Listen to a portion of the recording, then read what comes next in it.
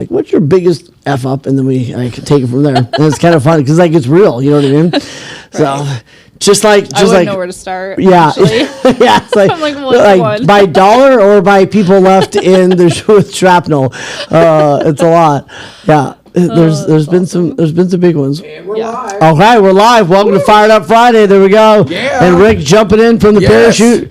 Rick parachuting in. There we go. Yes, I'm on. Oh boy. Okay, you know what? We're gonna do a little Oh bit my more. God! What? Yeah, there we go. You don't like how you look, or what? And he's back out. We need to get every- Doesn't like how he looks. There we go.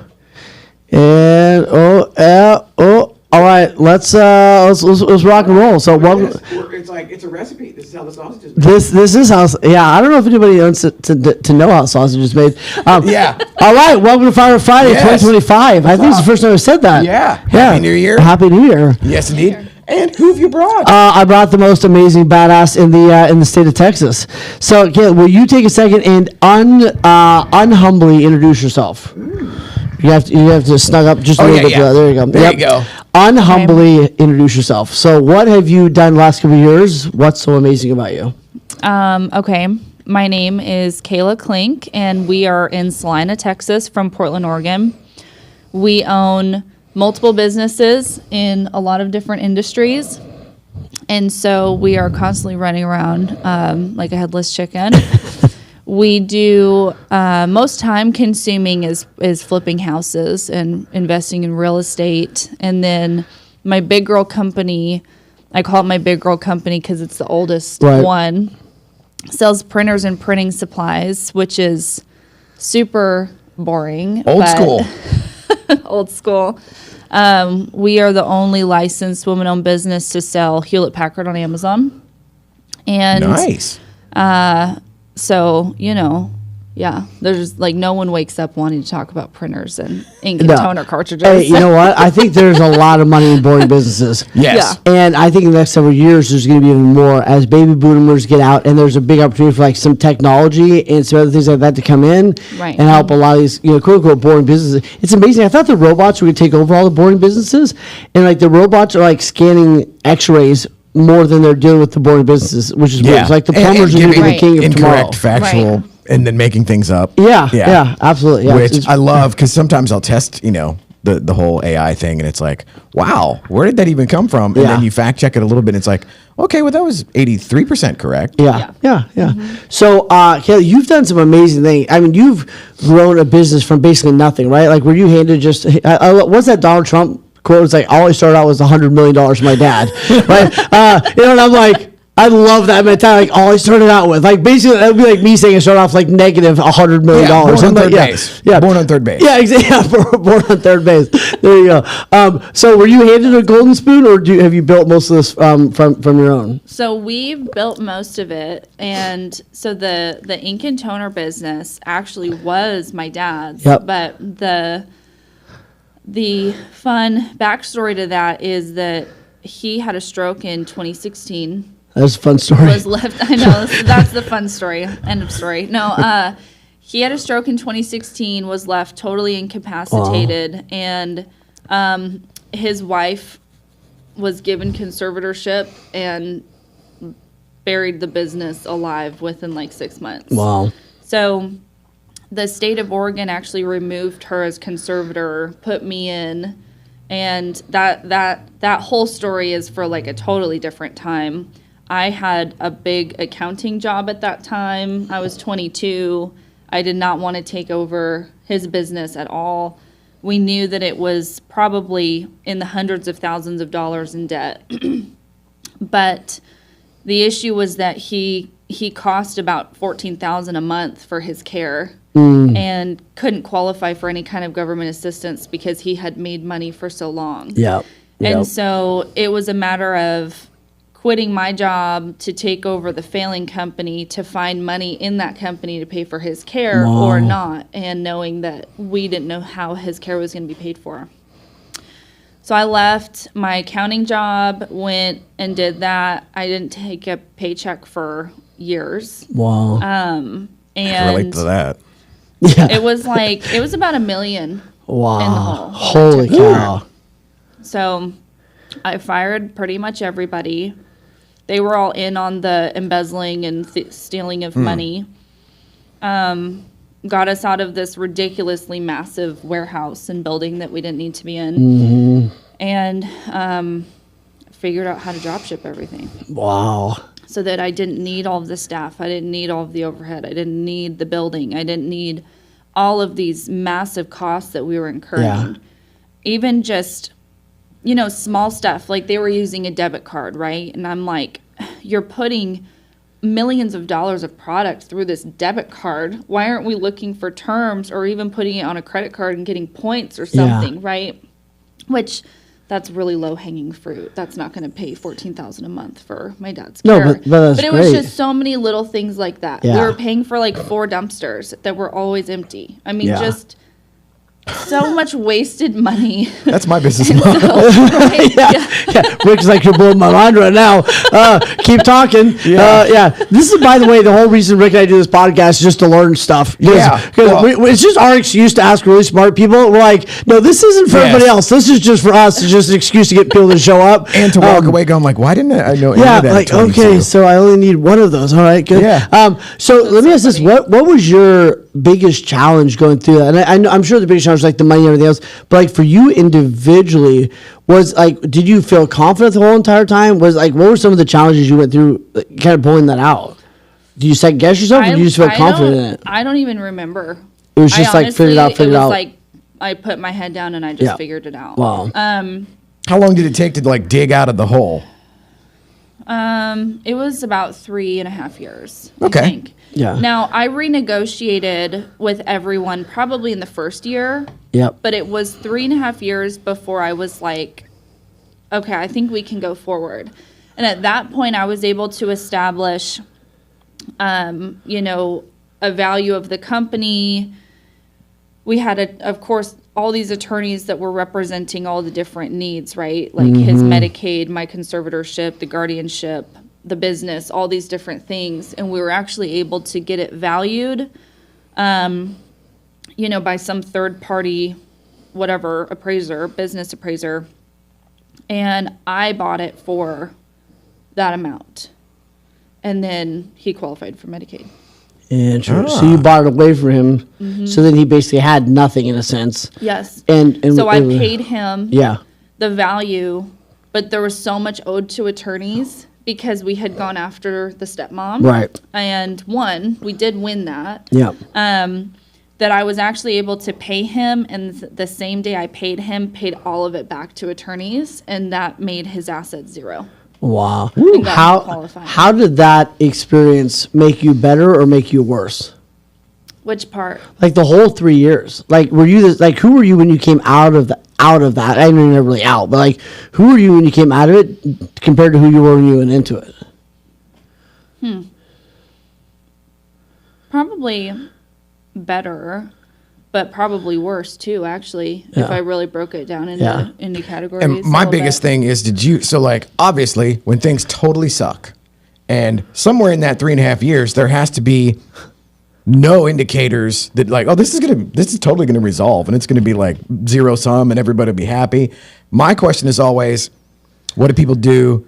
Or did you inherently have that thing of like, oh, I'm not gonna quit? Where? Oh yeah. Okay.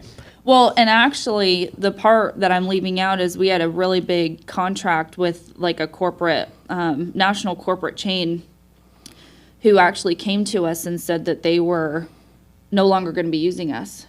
And that was that was it. And so I actually bought it knowing I was about to lose $30,000 of my own money. Wow. But if I didn't do that, it was going to be a lot harder to get him to qualify.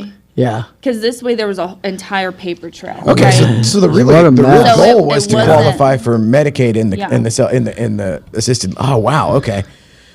So that was actually like the main goal, was to make sure his care was paid for.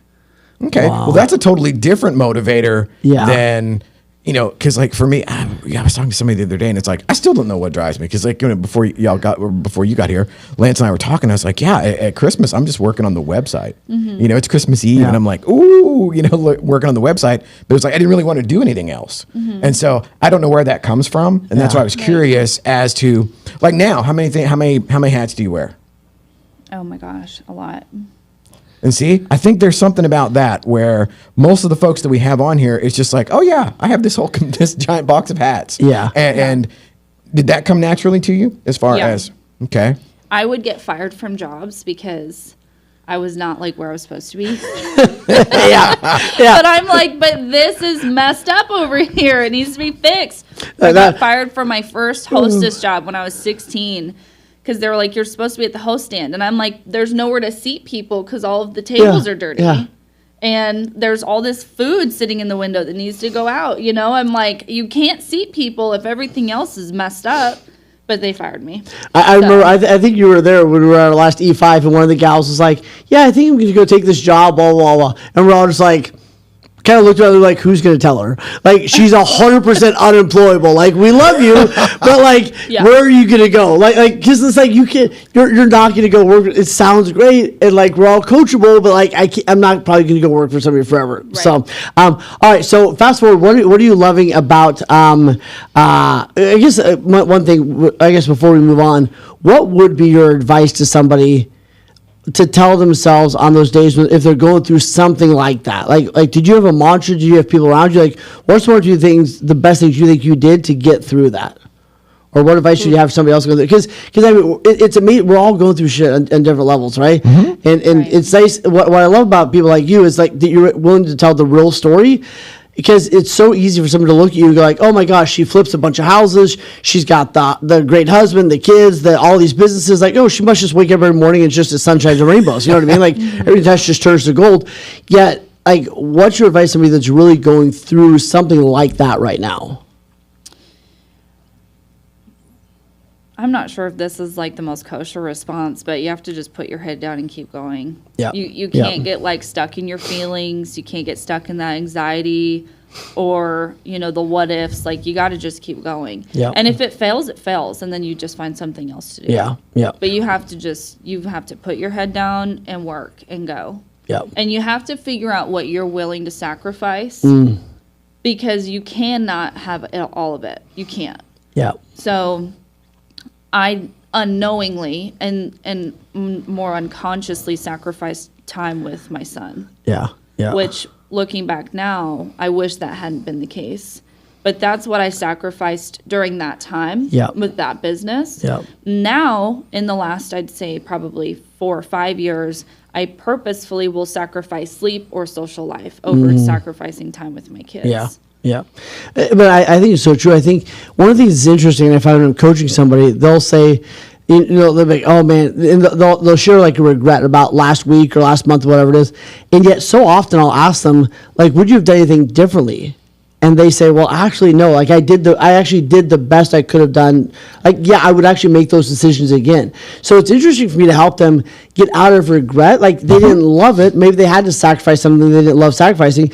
But instead of feeling guilty about it, they're like, but actually that was the right decision. Right. It's just amazing how often we almost feel guilty about the decision we made, even though it was the right decision. We don't have to like it. We just hope we don't have to do it again at some point.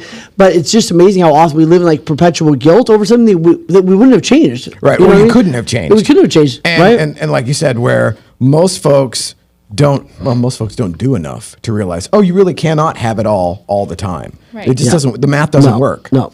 And the idea too, it's like I always have. Now I have 2 ex-wives and no kids, so I don't have. It's like I have no regrets with kids because I don't have kids. Right. But on the flip side, if somebody were saying like, oh yeah, I regret I didn't spend enough time with my son from age, I don't know, 3 to 9 or whatever. Yeah. It's like, well, you know, as 56-year-old me, I don't remember shit from when I was 3 to 9. And so it's like, I'm not holding a grudge against anybody. Right. And the fact that you would have put food on the table or like kept the lights on or bought me an iPad or something, you know what I mean? I'd be like, that was enough. Yeah. All things being equal, that works. Right. And I think a lot of people don't let themselves have permission to not be perfect or to not have it all or to not have it all sorted out. Because, I mean, we live in a world, I mean, oh my God, real estate and everything that we do in the non-cubicle world of business. Because, you know, the vast majority of the earth is conditioned to you go to a place, you do a thing, and you get a check. ... And then what you do when you leave there is all up to you. Right. Versus, oh no, I wear 73 hats and something is on fire all the time. And yet I don't want it to be any different. Right. You know? And again, like I said, most of the folks that I deal with, we're just they need permission to color outside the lines. Yeah. Because that's kind of what we do. Now, have y'all ever worked in a cubicle farm situation, like a giant call center? No. See, like I did that forever, where I was just conditioned as the drone. Man. I look back at that now and I'm like, who is that guy? You know, how did I ever do that? Yeah. And which is now, I guess, why I work on Christmas Eve. Yeah. And I like it. Yeah. Yeah. That's why I tell my kids, you have a really crappy summer job to make you want to go back and like get your education so you can do something awesome. Yeah. All right. So what's the favorite thing you're doing right now? Is it the flipping? Is that the favorite thing you're doing now, or what is the most favorite thing you're doing? Probably flipping. I have a bookkeeping business I started, so my degrees are all in accounting. And I did bookkeeping back when I was like 19 years old. Yeah. And would do cleanup projects throughout the last, however many years. Whew. And then I started. To Rick and I, that would be the 7th level of hell. like balancing what the 10 things I bought in the last week are bad enough. Like you cleaning up, like my bookkeeper cleaned up like my shit for the last like 6 years. It was like a whole project. It was like the worst thing I've ever done in my life. I can't imagine being like, man, you know what I do? I love to clean up all the designs. And then you got to work with some jackass like Rick Ryan. They're like, you're like, what's this? And you're like, I don't know. They're like, it was $20,000. Like, I don't know. Right? Like, I can't imagine actually enjoying. Thank God for you. You know what I mean? Because so people can come in and like do that. I think it's amazing. It's insane because. So now, are you a numbers nerd? Like, because there is the thing of. So it's interesting because we just split off from the conversation of like, oh, do a thing, get a skill, have a degree, whatever. So some people go into the accounting world because of that advice. Yeah. And then there are some people that just like checking the box and the numbers and because like, dude, the gal that is like the junior CPA or whatever that is my account rep or whatever, she just loves and I'm like, oh my God, I would drive off the bridge on the way home if I had to do that every day. And it is literally, what is this? Because every month I get what do they call it? The questionables. Yeah. What the list? Yes. It's the untraceable. Yeah. Or it's the whatever. You know. $800 at McDonald's. What was happening there? You're like, I don't know. A Jack in the Box, that makes sense. Because back in the day you'd wake up so on many a tacos. Sunday morning and be like, I'm spending $67 at Jack in the Box at 3 in the morning. It's actually hard to do. Not back then. But that whole thing of, did you like the CPA world, like that sort of very structured thing? Versus the entrepreneurial side is completely pants on fire, 2 minutes to midnight, everything's a fire drill. Yeah, no, I don't like the CPA. Like, I actually have no interest in doing taxes. I have people wanting me to do taxes. I have a financial advising firm that is like, if you get it, you will be our referring partner if you get your CPA.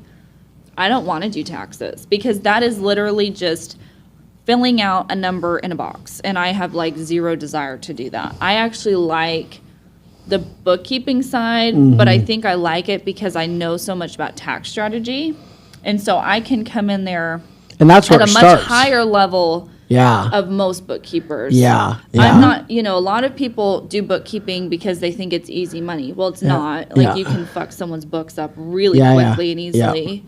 Well, like I said, you have to be someone like you that has the bookkeeping, but the tax side as well. Like, not doing the and the business side. Yeah, because so many bookkeepers are just trying to put things in boxes, but they don't understand how that translates over here. Like, well, if we do it this way, that maxes that. If we do it this way, there's so that's a really interesting insight.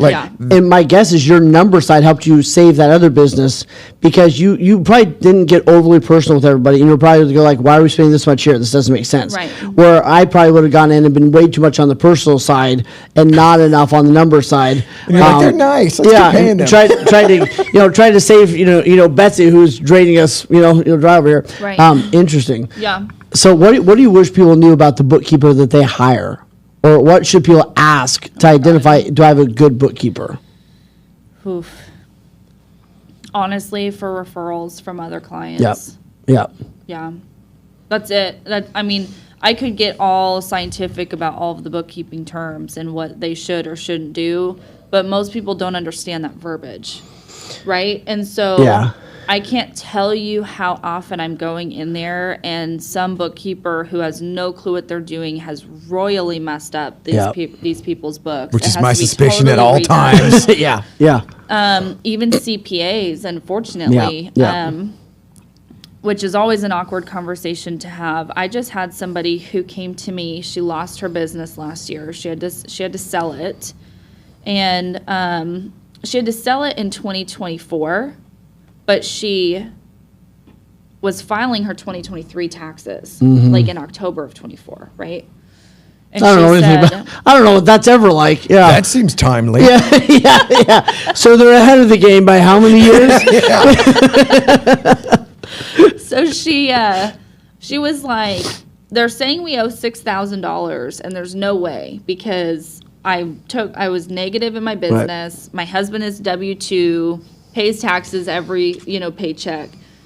And so I went through and looked at it for her, and this CPA had actually put grant money she got from the city in as income. And sometimes grant is income. Sometimes grant money can be income, but this particular situation wasn't. It was $100,000 that they put in as income. Wow. So depending on how they're doing taxes, that's a huge. I mean, that's $15,000 to $35,000. I mean, however it comes down. Well, she's actually getting like a $13,000 refund.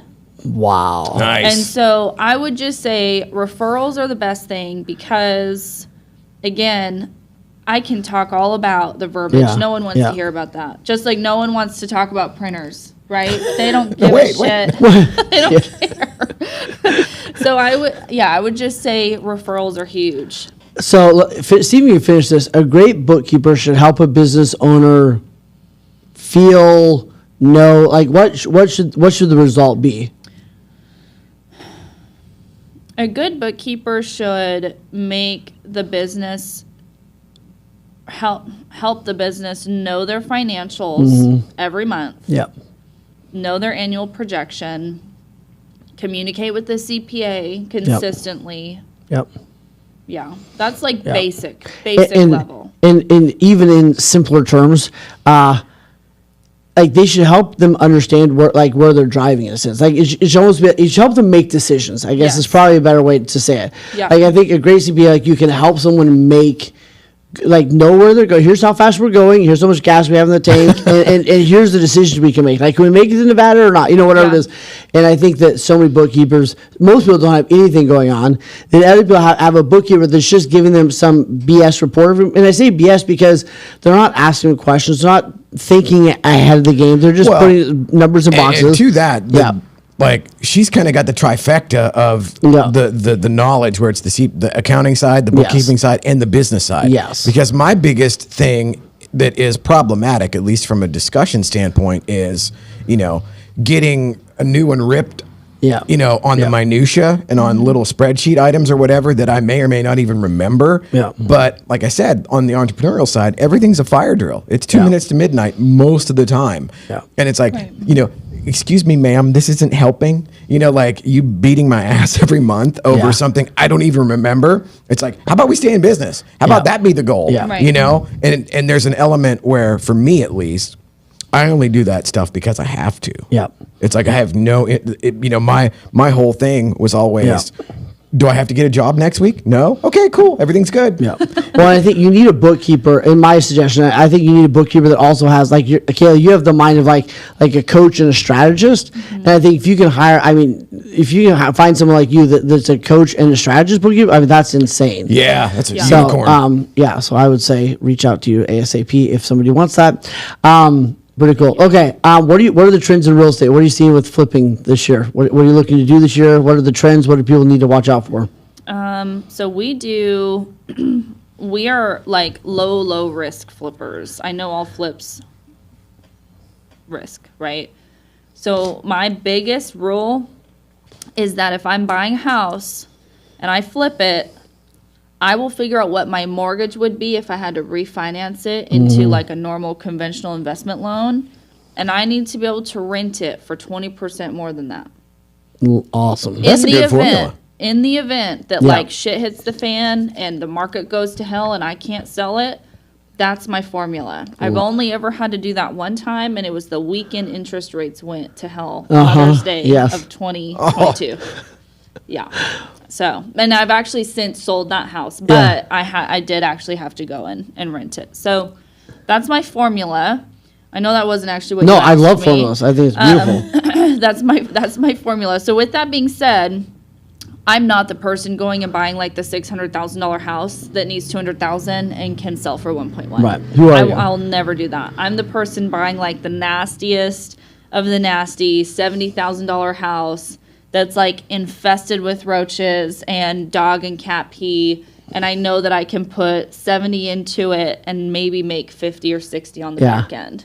Why did you choose to spend most of your time and effort on house flipping rather than starting another business or some of the other avenues you could have gone down?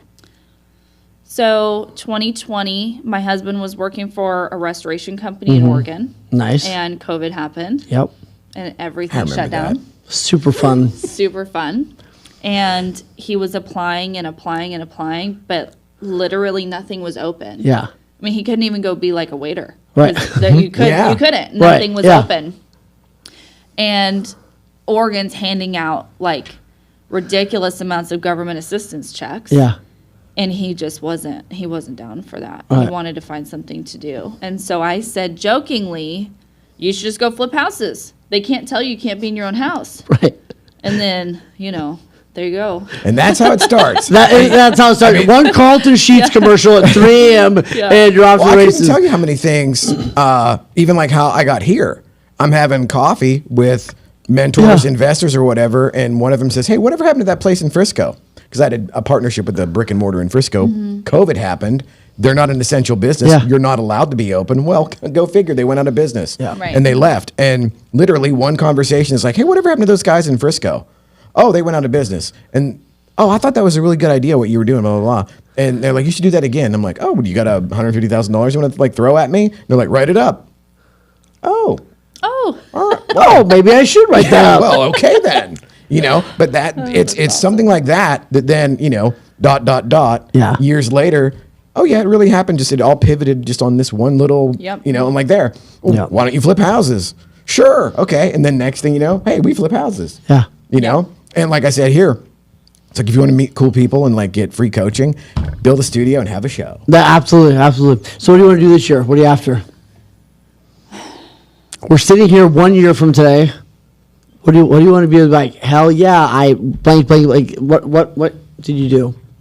What would make it a hell yeah year? A hell yeah year would probably be flipping and selling 4 houses this year. Awesome. And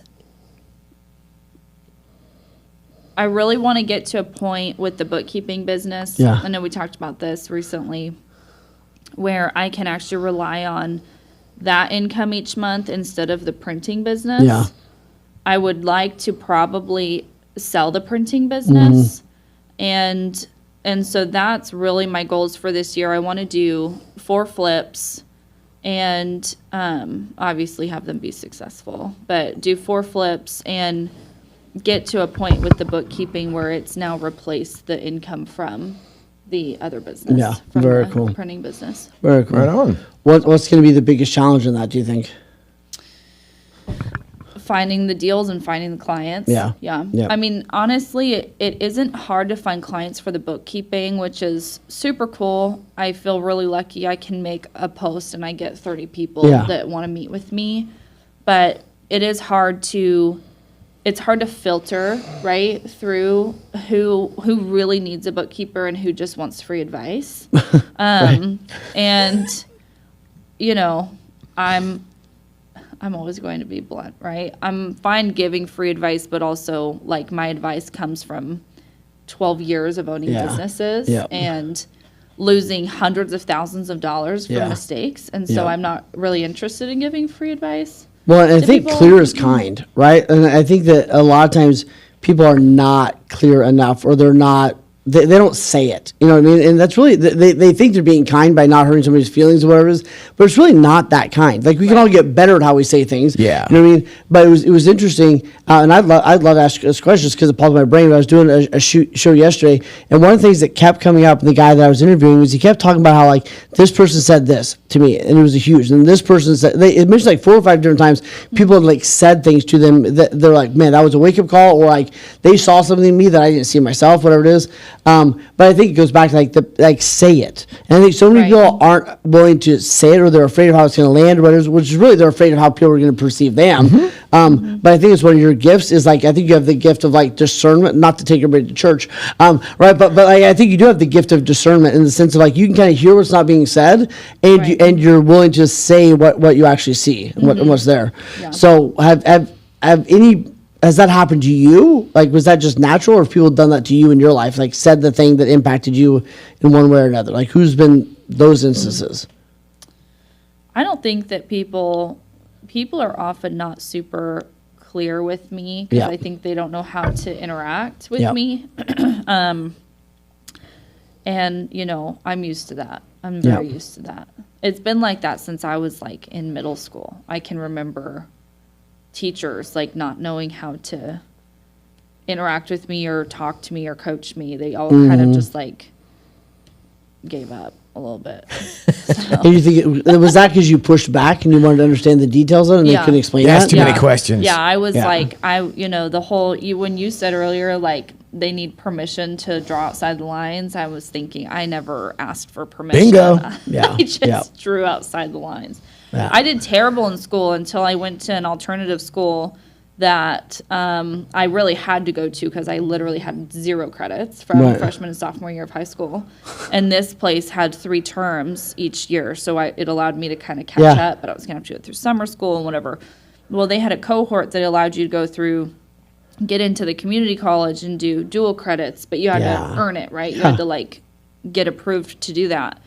And that is where I actually figured out that I wasn't stupid. I was actually smart. I just was put in this box that did not work and had not a single teacher that cared to like help me figure that out. They just all said that I was, not smart and not disorderly and didn't listen and wasn't all the things. Yeah. I had one teacher at my high school in Wilsonville, Oregon. He was the English teacher. And he actually, I hadn't thought about this till just now, now that I'm like talking about this out loud, so I'm processing while I'm talking here, but he actually would be like, stop doing stupid shit. Like, just stop. You're really, really smart, and you need to stop doing stupid shit. Wow. Shout out to that guy. Yeah. I had this, like, stupid boyfriend, and he'd always be like, why are you dating him? Right. Like, you are really, really smart, and you need to stop doing stupid shit. Yeah. Well, it's interesting. I grew up in a similar way, thinking that I was very, very, like, I thought it was just really stupid, right? But I had a lot of friends that were very, book smart, that had photographic memories, all stuff, right? So I think it was almost probably till somewhere after college that I was actually like, I'm not super dumb. Like, it takes me longer to get things, and some, it takes me longer to read and whatever else. Super dumb, right? But it was like it was like my whole life. But I always thought like, man, I'm done with this, and it's so interesting. But I love that's one of the reasons why I'm so encouraging of somebody to come intern for you, right? Like, if you got a 15 or 16-year-old kid, come let them work for you for a week or two, right? Yeah. Come let them work in the studio for a week. Like, let them experience all these different realms, all these different things to help them figure out what do they like, what do they not like, where are they, man, I'm actually good at this. I actually suck at this, whatever it is, you know what I mean? Yeah. But like, you got to go out and experience some of those things. I think in America, we have such a tendency to focus on whatever you're bad at, you need to go get good at. And we don't spend enough time on, like, what are you great at? Let's focus. I don't care that you're not good at spelling, right? Like, let's focus on this. Like, maybe you need to learn how to decently spell, right? Learn how to work a spell check. It's like we have this obsession with every weakness needs to become a strength. And like, I think that's ridiculous. Like, some things you're just going to be not great at. And how do we maximize your strengths? Which I think is an interesting way to look at it. Well, and how do you also, like, sub out the weaknesses to other people, right? Because independence comes from an abundance of help. Yeah. Right? Yes. Like, you're not going to do it all by yourself. The word of the year is delegate. And so, yes. Yep, absolutely. Yeah, figuring out what can be, I said sub, like I'm on a job site, but no, delegate the weaknesses out to other people. Yeah. And a lot of business owners, I find so many business owners in the bookkeeping world and the tax world where they are down on themselves because they're like finally feel like broken down enough to hire a bookkeeper. And I just, you aren't going to automatically know how to be a bookkeeper because you now own a business. Right? Like, you're not going to just magically know. In fact, it's quite the opposite. How to do that. And it's okay to not know how to do everything. you need to know what you're not good at. Yeah. So you can delegate and do the things you are really good at so that you don't have to pay someone to do the thing that you can do. Yeah. But well, if you look like bookkeeping, let's say there's 10 jobs like bookkeeping in your business, and let's say it takes 3 years to get decent at bookkeeping, which it probably takes more. Let's say it only takes 3 years. Well, 3 times 10 different roles, that's 30 years. Yeah. Right. So it's like, oh, by the time I'm 50, I might have half of the skill sets I need or whatever. Like, no, like let's focus on these 1 or 2. Let's spend a decade getting really good at 1 or 2 things so that we can leverage out the other 7 or 8 to people that are really good at it. right. Yeah. Like- Why don't they do that, do you think? Do you think it's more a mentality, a cash flow, a not knowing who to hire? Like, what do you think is the 1 or 2 reasons why most people don't leverage out some of that stuff? I think it's everything you just said. I think people are afraid to spend money. I think one big barrier is if someone doesn't understand it, they don't know how to hire for it. I would, Right. 1,000%. Yes. Like if they don't know the questions to ask, Right. it's really hard to hire for that thing. Yeah. Right. I struggled with that when we first started flipping because I'd have a plumber telling me that his bid is doubling because of all these things that have to happen. And I'm standing there thinking, I don't really know. Like, he could am I be completely getting lying a to me, yeah. or 100% he's right, and I need to do this, or else, you know, I'm not going to be within code, right? Yeah. So I think that that's really hard for people to. So on that note for a second, I think it's a great opportunity for who, not how. So let's say that I was hiring a bookkeeper. One of the best things I could do is be like, hey, Kayla, will you interview, like say you're not taking somebody on, I can say, hey, would you interview this person and let me know, right? Like I think one of the things we can do is leverage out some of that, right? What should I know for this person? Hey, would you interview this person? And I think it's where like coaching really comes in line because I can help somebody skip some of the mistakes because of what we've been through. So it's like, you don't have to do it all on your own. I think that's the other big mistake people make is they're like, I don't know how to hire this person, but I'm just going to wing it. It's like, no, who could help me make this decision Well, like what to you said avoid about some the of that pain? referral aspect. 100%. I'll take your word for it on the CPA or the bookkeeper or whatever. Right. Because I know at the very least, you know what you're doing or you know enough to be dangerous in the thing you actually do. Yes. So Right. then, and you've been doing it for a minute. So odds are, you know, you're probably staying ahead of the game in the rest of it. And Right. and there comes that thing where it's like what you were saying. It's like, okay, you only got so many years. You can only have so many areas of specialty. And like for me, it's like, okay, I know enough to be dangerous on all the gimmicks, but in reality, that just lets me know whether somebody's full of shit if I'm trying to hire them. Right. You know? Yeah. And then anything over and above that, we refer, we pull from elsewhere. Yeah. Right. Yeah. So Trust and verify. what's your word for the year? Man, I'm working on that. I was supposed to have all these amazing planning session days and retreat days this last month and a half. Yes. And all of those have been kind of thrown to the wayside with Canada trips and kids and everything else. So I'm behind in that sense. So I'm trying to figure out what I need to take the time. I will take the time. Do you have your title for the 17th? I do not have my title for this. I think the title you gave me is what we're going to pretty much roll with. What is the title you gave me for the 17th? It was good. Oh, becoming. Oh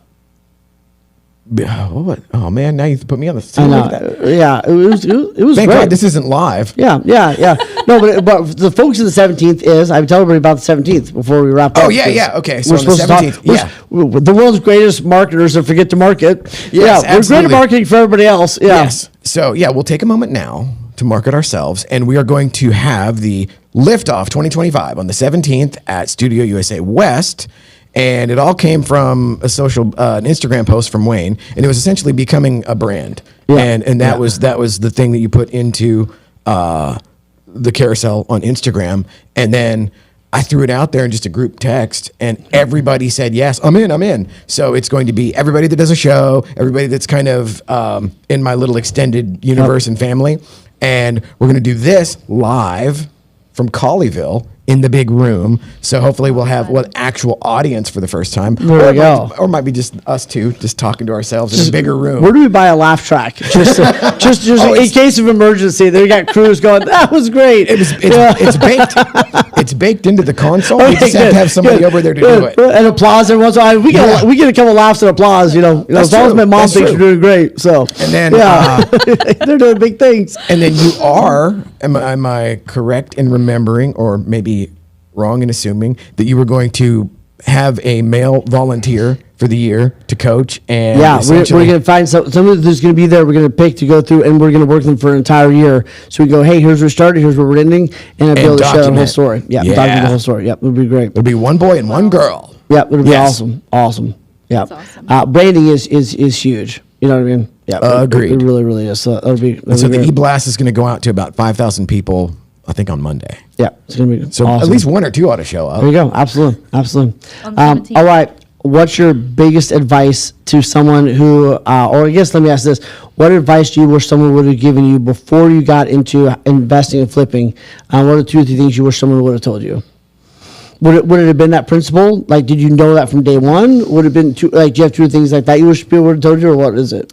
Yeah, that principle was something I figured out. I've probably tweaked it along the way, but I knew I did not want to get stuck with a house I couldn't do anything with. Right. Yep. I knew I wanted to be able to have houses I could turn around and rent out if I had to. Yeah. For sure. I think that's so important. I think it's so important. And then the other thing, this is so basic, but I add a 10% oops fund to every single budget. And that's literally 10% of whatever my budget is. Right. I add 10% to it. Yes. And There's I my promise takeaway. You, every single hold on. house, Wait a minute. every house has used that oops fund. Yes. We are on our 22nd flip right now, and every house I have ever bought, we find something. There's always something. It doesn't matter. It doesn't matter how many we've done, how many lessons we've learned. Of course, they've helped us tremendously. Yeah. There's always something that comes up. Yeah, absolutely. Yeah. I love it. All right, Rick, are you fired up? You ready for this? Do you have a word for the year? Since you're going to put me up? Delegate. Yeah. Ooh, that's good. Actually, I have 2 because I'm fond of alliteration and just the rhyming. So I like delegate and appreciate. Yeah. So I was going to see if I I'll probably do neither, but that's the goal. Yeah. So I'm probably going to lean into a little bit of what my word for last year was, and then it kind of got thrown out the window with everything that happened. Mm-hmm. So my word for last year was riots. And riots was real. I want to be, the R stands for being real. I want to be real, raw, and unfiltered, right? Just be more candid, like you're talking. Like, I just want to have more candid, direct conversations. The second one, the I stands for incite, which means like I want to incite action, right? Like I want this to lead to incite. Like I want to incite a riot. I want to incite people to take action. Yeah, not insight. Yeah, exactly. The O is for obsessed, which is like, whatever I'm going to do, let's go all the way on it. And then the T is for tackle, like do the next right thing. And then the S at the end of riots, because I wanted to add one more, is sexy, which is the S, the word that came to mind, which means like I want to be a magnet to people, opportunities, and to a really cool adventure. So riots is the word for the year. I think we're going to lean into that. I'm all about a riot. Awesome. Let's kick off the sheetrock. Let's have a riot. Here. We'll go somewhere else and do that. I want to have an amazing riot. All right. Yeah. Thank you, brother. Thank you, my friend. Thanks, y'all. Okay, now I'm going to go turn everything off. And then, I feel like we need like music to play as Rick runs over to the soundboard to turn it off. Oh my gosh. Thank you for being here. Yeah. That was awesome. Thanks. It's good. Yeah. How's everything? Here's to 2025.